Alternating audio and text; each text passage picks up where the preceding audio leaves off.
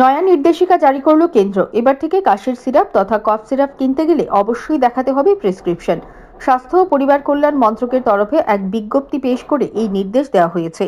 Drug আইন 1945-এর নতুন সংশোধনীর মাধ্যমে এই নিয়ম বলবৎ করা হয়েছে। প্রসঙ্গত, কাশির সিরাপ কোল্ড ড্রিপ ব্যবহারের ফলে মধ্যপ্রদেশের ছিন্দওয়ারা এবং রাজস্থানের সিকার এলাকায় পরপর শিশু মৃত্যুর ঘটনায় চাঞ্চল্য দেখা গিয়েছিল দেশের তামিলনাড়ু, রাজস্থান, মধ্যপ্রদেশ, কেরল, উত্তরাখণ্ড, উত্তরপ্রদেশে এই ঔষধ বিক্রির উপর নিষেধাজ্ঞা জারি করা হয়েছিল।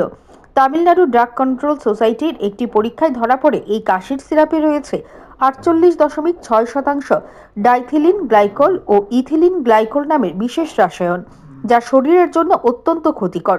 সব মিলিয়ে গোটা ঘটনায় সাধারণভাবে ব্যবহৃত ও তরল ঔষধ নিয়ে প্রশ্ন ওঠে। সিরাপ জাতীয় ঔষধের উৎপাদন ও বিক্রির ক্ষেত্রে কঠোর তদারকি ও অধিকতর কড়াকড়ি পরীক্ষার দাবি নতুন করে জোরালো হয়ে ওঠে। এই পরিস্থিতিতে এবার এই পদক্ষেপ করল কেন্দ্র।